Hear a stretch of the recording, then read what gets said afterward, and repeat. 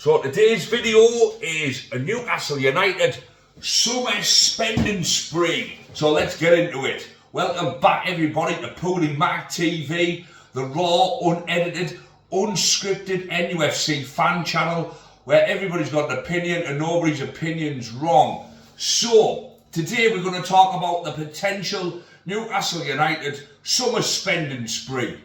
Are we going to have a summer spending spree? Because I think we really need one. What positions are we looking to improve on, bolster up? You know, and who are we going to get shot of to help finance this summer spending spree? Eddie Howe has been quite strong in recent press conferences that PSR isn't going to be as much of an issue as what it has been the last couple of seasons, which is absolutely fantastic, isn't it?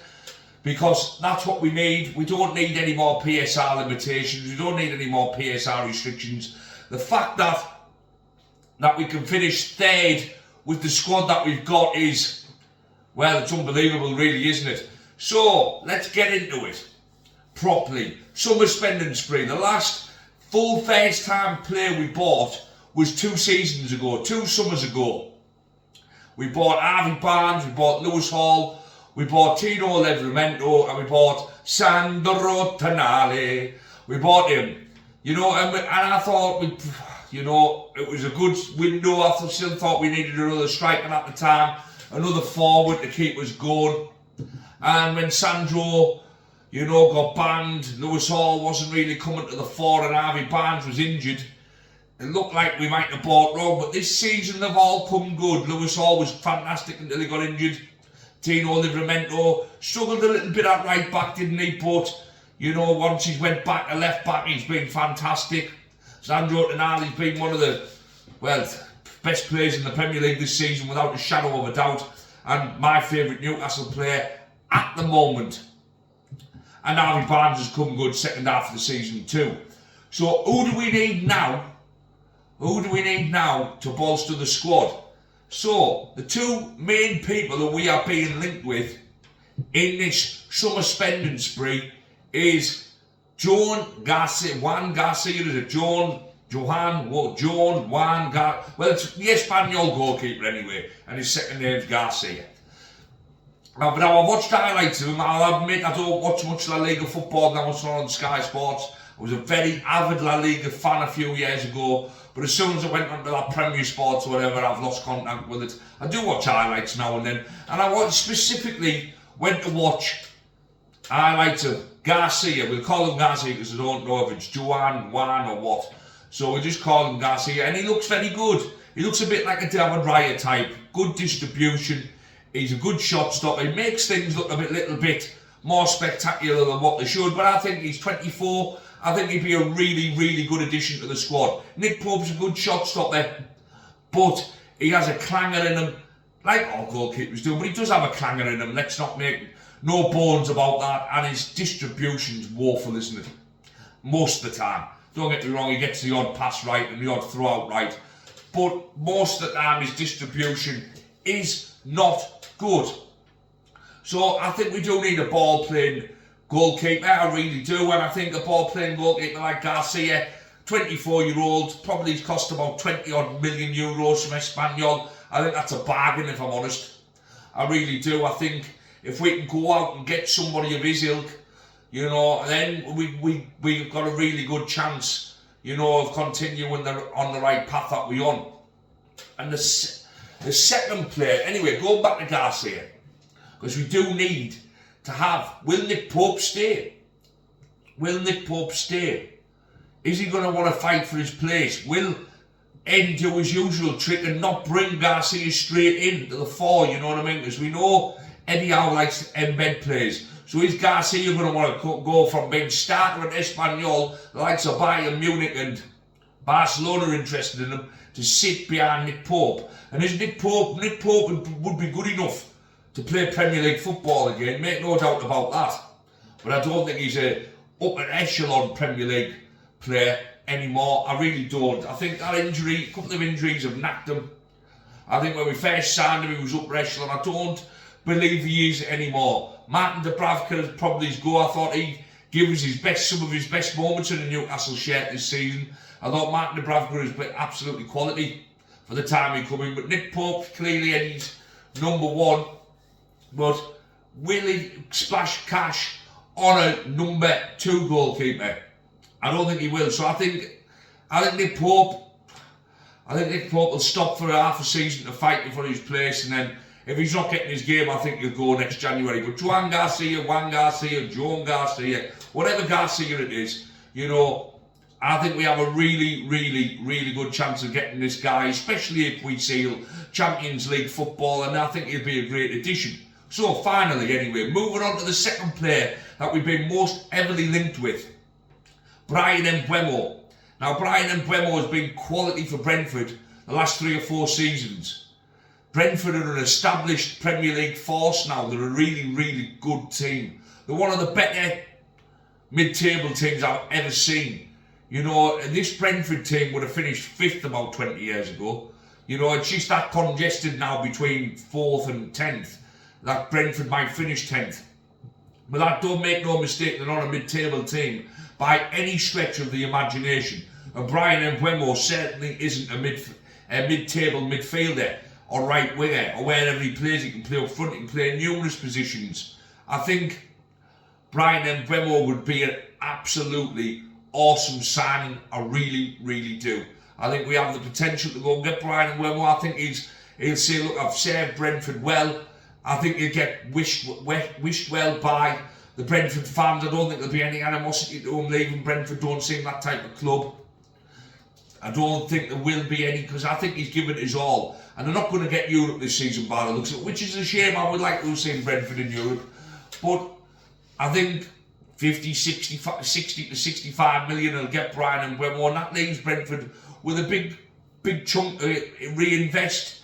They seem to be a bit like a Brighton. They seem to just find the right players at the right time. They've got Wissa and all, who I would love. He's another underrated player. But Bryan Mbeumo is on our radar apparently, and I would be more than happy to have Bryan Mbeumo in the Newcastle shirt. I really would. So yes. So who else are we in for at the minute? Who else is rumoured to be a part of this big spending spree that the hierarchy is going to allow the war chest that Eddie Howe's allowed to play with this summer? So Jamie Gittins, who plays for Borussia Dortmund, another left winger. So I think if he comes, I know he can play across the front three, but I think if he comes in, I think that's curtains for Gordon or Barnes. I think Gordon's had his head turned a little bit this season. I don't think Southgate helped them at all in the summer, but I really do think he's had some great games again this season, but nowhere near as consistent as what he was last season. Nowhere near, and I think that Liverpool transfer might have turned his head. And you know what? If Liverpool come in for him and he wants to go, let him go. He's a great player, but there's other great players out there.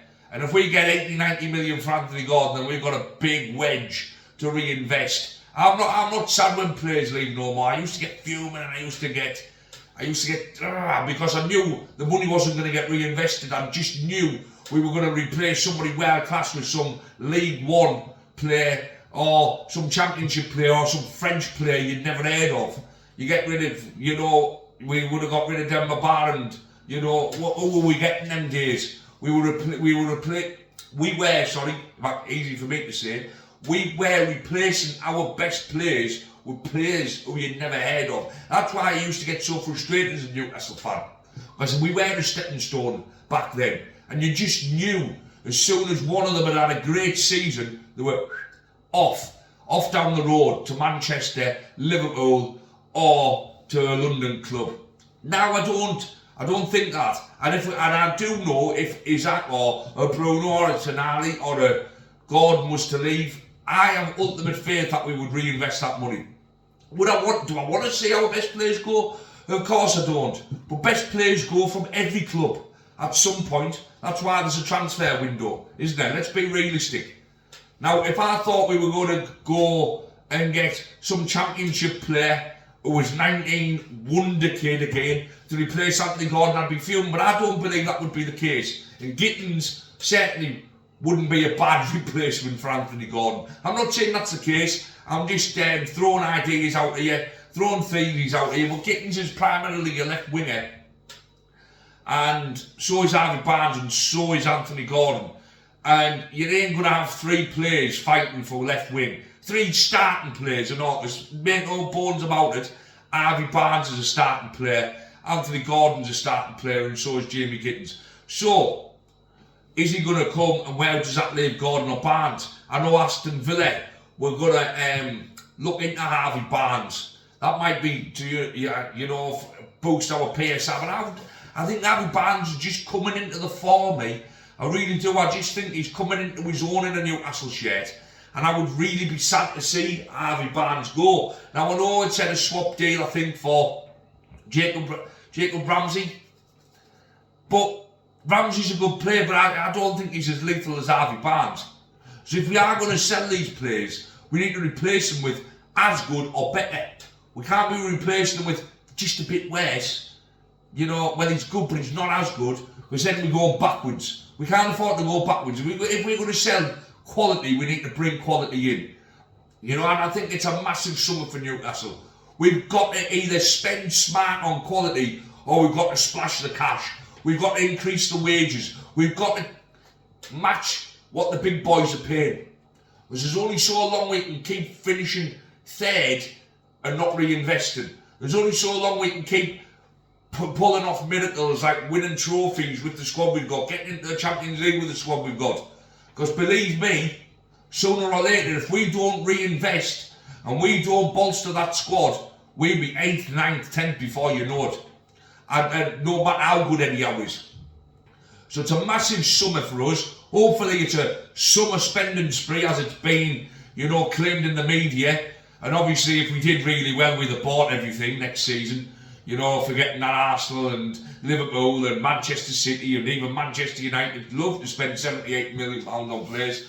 But if we had a £200 million summer and finished second and won another trophy, we'd have bought everything. But who cares what Sky say? Who cares what the media says? Every team, most teams that win something have bought it somewhere down the line. I know Palace and Leicester and Wigan and that exception, but mostly the cream rises to the top, and what you spend is how good you are. Now, don't get me wrong, Chelsea and that overpay for players, but in the main, the team that offers the best wages and can afford to buy the best players has the best chance of winning trophies, doesn't it? Just makes sense. And we need to be in that. We need to be in that bracket now. We need to be in the bracket of a Liverpool, a Manchester City, a Chelsea, an Arsenal, and even a Manchester United, because they're going to throw everything in the summer. They're going to throw everything at the wall and hope it sticks. Manchester United, and they're still a big club. Players will still come to Manchester United whether they're shite or not. So anyway, who would you like to see? I'll be really, really happy if we got Gittins, Buemo and Garcia. But I do still think we need another right back. I think we need another midfielder. And I think we need cover at centre back, because Botman can be a little bit iffy. Great player, don't get me wrong, but he can be a little bit iffy. Who would you like to see leave and all? Leave a comment down below. I'm going to go Longstaff, Wilson and Willock. I believe their times as Newcastle players are up now. I think they've been great servants for the club. They've done what they need to do to keep us in the league and get us out of tough positions in the league. But I truly believe their time now is over. They're not the players they were. Sean Longstaff is not an elite player. Callum Wilson was an elite striker. Joe Willock had the chance and the opportunity to be an elite midfielder, but I just don't see it in either of them two. So they're the three I would get rid of to get us some money. I can see Dubravka leaving too, and yeah, it's going to be an interesting summer, isn't it, guys? Anyway, comment down below, hit like, share the channel, help the channel grow, and as always, keep it black and white and keep it Pooley Mag TV over and out.